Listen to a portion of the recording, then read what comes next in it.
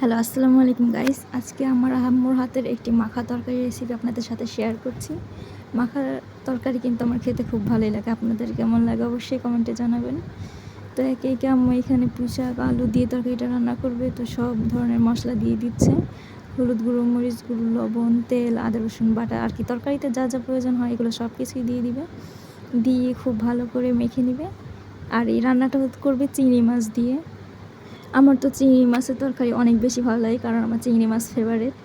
তো এই তো আম্মু খুব সুন্দর করে মাখিয়ে নিচ্ছে। এভাবে মাখালে কিন্তু তরকারির স্বাদটা অনেক গুণে বেড়ে যায়। আমার খুবই ভালো লাগে। কিন্তু গাইস, আমি কিন্তু এই প্রথমবার কোনো ভিডিওতে ভয়েস দিচ্ছি। যদি কোনো প্রবলেম হয়ে থাকে অবশ্যই ইগনোর করবেন। আর রেসিপিটা কার কেমন লাগলো অবশ্যই জানাবেন। এভাবে কেউ কোনো দিন খেয়েছেন নাকি? আমরা তো এইভাবে প্রায়ই খাই। আসলে এক এক ধরনের আঞ্চলিক রান্না এক এক রকম, কেউ কিছু আবার মাইন্ড করবেন না। তো এই তো আম্মু চিংড়ি মাছগুলো দিয়ে দিল।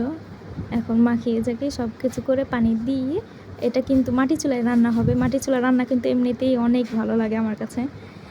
তো আজকে এইটুকুই আমার আম্মুর রান্নার রেসিপি দিলাম। যদি আপনাদের ভালো লাগে অবশ্যই আমার পাশে থাকবেন। থ্যাংক ইউ সবাইকে।